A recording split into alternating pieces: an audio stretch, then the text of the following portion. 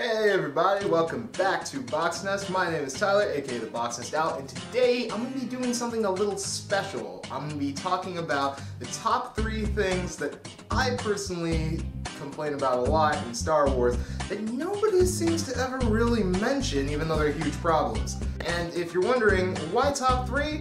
Well, I mean, seriously, come on. It's first, second, third. What the hell do you get for 4th place? Like brass? And then what's 10th? Onyx? That's not even a metal, that's a rock. Participation ribbon.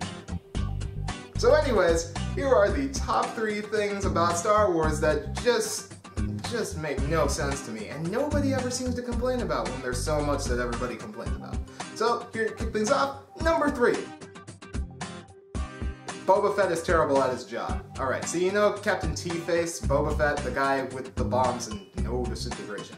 Well, when Darth Vader tells him that, it kind of makes you think, does he disintegrate people all the time? Because that's a bad business strategy. Boba Fett is a bounty hunter. And being a bounty hunter, you either have to A, capture a person, or B, kill them and present proof of death. Like, I'm just saying, if you disintegrate a guy, there is no way that I have a guarantee that you killed the person that I sent you out to kill. Like, what if you just come back with like a bag of, I don't know, like person ash, and you're just like, yeah, that's the guy. I'd be like, prove it. And it's like, well, I mean, don't you have like one of those machines that, you know, scans their atoms and finds their DNA? No, where's his hat? No one has a machine like that in the entire galaxy, because that doesn't exist, okay? You need to actually show me that you've killed a person, otherwise you're not getting paid and you can like go jerk off to wherever, alright? And, I mean, yeah, no, that's a terrible business strategy for a bounty hunter. There's no way to prove that you actually killed the person that you were gonna kill, and, yeah, no, you're just bad at your job. That's it. It's terrible. Alright, on to number 2!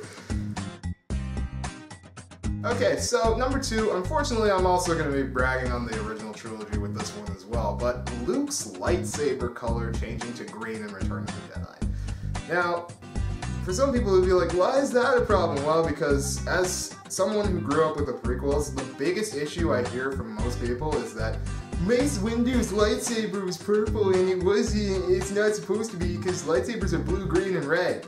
Lightsabers weren't even green back in the day, okay? If you watch like A New Hope and Empire Strikes Back, Luke's lightsaber is blue, and so is Obi-Wan's, and Darth Vader has a red one. There's blue for the good guys and, you know, red for the bad guys. But then all of a sudden Luke shows up with a green lightsaber. It's like, where the hell did that come from? He never had one before. It's a weird thing, but I guess the main reason why people don't seem to complain about it that much is probably the fact that at the time people were more pissed off about Vietnam than, you know, the color of some guy's laser sword. But still, at the same time, complain about like the color of a guy's lightsaber being purple, then, I mean, a guy's lightsaber being green, it's kind of the same thing. That's just my point of view anyway. Anyways, what? Don't put up a 3, just confuse the hell out of me. No, we're on number 1. We're counting down. God. Okay. The first and final one, the number 1 spot that completely just annoys me is this. It's literally just the robe drop. When things are getting too serious and all of a sudden Jedi just have to start to strip because that robe is going to get in the way when they fight. First of all, the Jedi fight with robes on all the time. It's only like for those big fights at the end, like Anakin versus Obi-Wan in Revenge of the Sith, which awesome fight by the way. Like, there's no reason to drop the robe, and the worst thing is, have you noticed they never go back to pick it up? Like, every time they drop the robe just kind of stays there on the ground. There must be like an abundance of brown robes just all over the galaxy, and it's the same brown robe every single time. This is mostly in the prequels, but I will say one thing about Obi-Wan: consistency.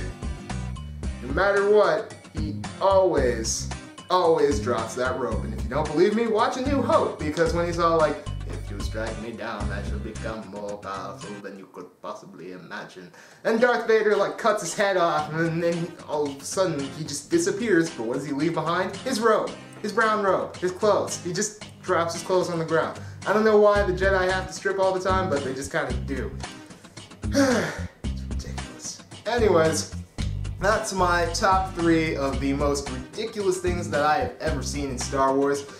Leave a like below if you liked the video.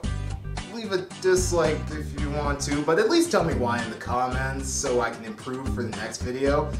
And if you want to see more from the channel, click subscribe. And we will see you guys next time. And oh, before you go, if you want to share this video, please do so. Anyways, I have been the Boxnest Owl, aka Tyler, and I gotta fly. See you next time.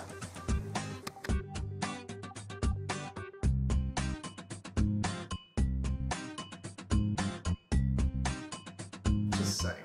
If you're gonna come, what really, Dante? Your phone's coming off right now. I didn't hear it. Whatever. Anyway, if you're gonna